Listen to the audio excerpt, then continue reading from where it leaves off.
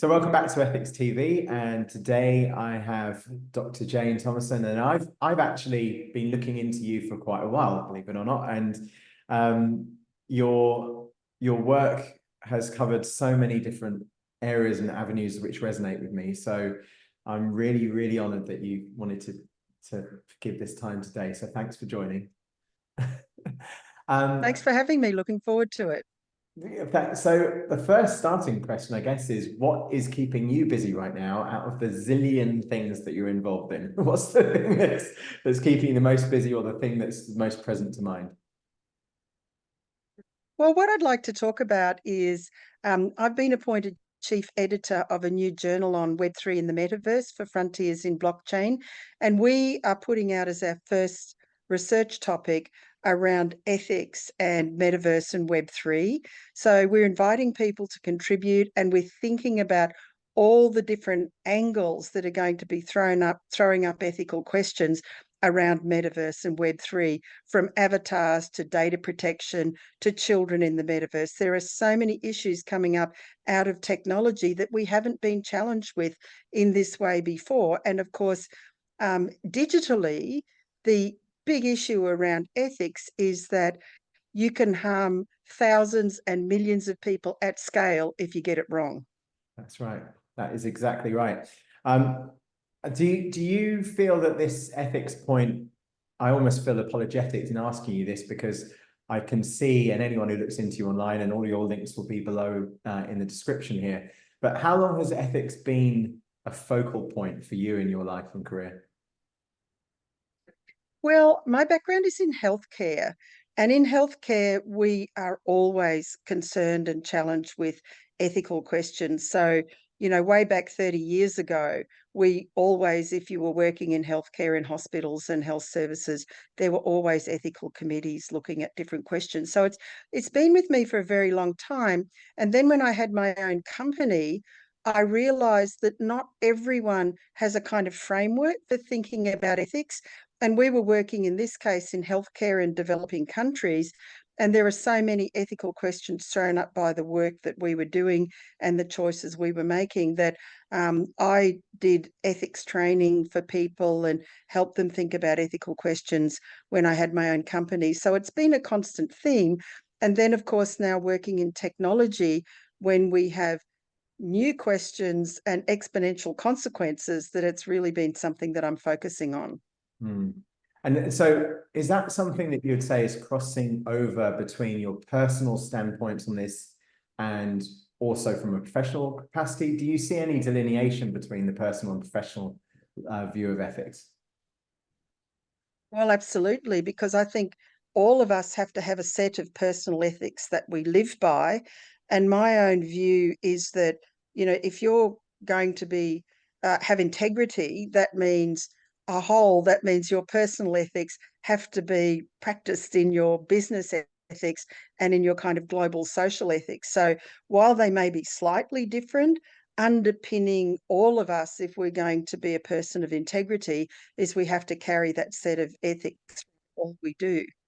Yeah, and have you ever kind of had that challenged, or has it been a challenge to live and operate in that ethical capacity? Absolutely.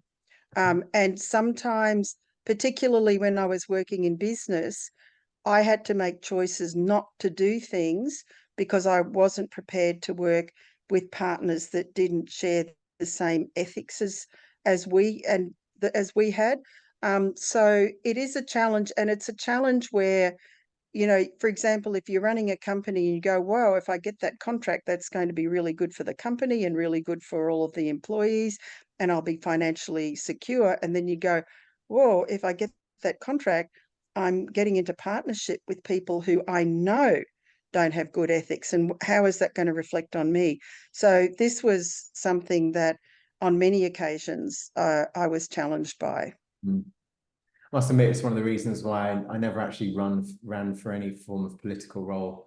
A lot of people over the years have said to me, you should kind of run for prime minister in the UK, or be part of a committee of some sort. And it's actually the volume of unethical practice and people in that realm has put me off wading into it and diluting principles. So I can completely relate to that. And do you feel that there's a growing or declining interest in ethics, either from a technology perspective or in general around the world? Are we on the wave that's yet still building, or is it one that's already kind of crashed and is rolling inward towards the sand? I mean, I think the big challenge, I think interest in ethics, in terms of analog ethics, if you like, is probably at the same level as it's been for decades. And there are people and institutes who specialize in it. Where I think the challenge comes is that many people are not prepared and are unaware of the new challenges that are coming in terms of the digital world and technology. And these often are things that we've never faced before. As I mentioned before, avatars, do they have human rights? Are they subject to the law, of the real world? These are questions we haven't had to be challenged by before. And so I think there's a growing group of people, and clearly you're one and I'm one, who feel we need to bring to the attention of the world some of these new ethical dilemmas that are coming. The big challenge for me, however, is going to be, in a kind of governance sense or in a global context, how do you get people to buy into ethical frameworks and sign on to ethical principles? I think this is going to be a huge challenge in a world where we have the big technology companies who have bigger economies than US and China, and they seem to be governed by no one. Yeah, wow. And that's a whole different podcast for that conversation. And what would you think that the next decade looks like? How do you feel that that's playing out, bearing in mind the realities that you just mentioned? Look, I think it's a really big open question, because if you think back to that global governance question, so at the moment there's kind of hotly contestant lines in the sand, whether it's kind of China, the BRICS, the big techs, what happens in the US elections. But we've also got the emergence of digital states or network states that we've never had before, and no one has really thought through how you can transition what we have as our governance frameworks now to be able to govern big techs and govern network states and so forth. So I think it's going to be a huge scramble, but I think there's a real need for people to educate people, governments and consumers, because one of the beautiful things in a way about technology is consumers have a voice and consumers have power. And if there's a way to be able to mobilize consumer groups, platforms, networks to be demanding, for example, most people are very interested in protecting the rights of children, in digital worlds. And so create a demand for ethical approaches, create a demand for software developers to be trained in ethics and think about the ethics of what they're building before they build it. I think that's probably the way that we may be able to make a change, because regulations are always slow and always behind, and the harm will be done before the regulations come into place. So I think kind of mobilizing community knowledge and community action may be an area that, we can all coalesce around. Well, thank goodness for people like you in this field, and yeah, I'm really pleased that we met anyway, and I'd love to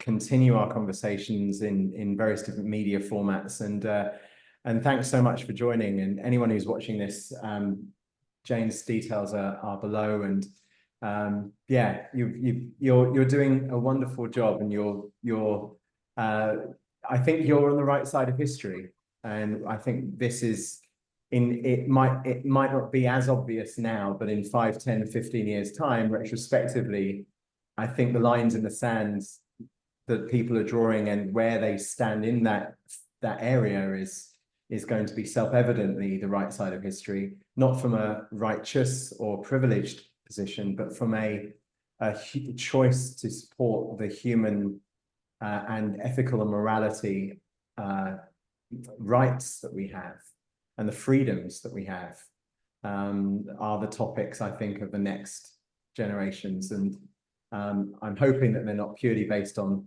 technology for technology's sake. And hence all of the books that you're editing and writing and stuff. So I really appreciate you joining this video chat. Brilliant to have you. Thanks for having me. Perfect.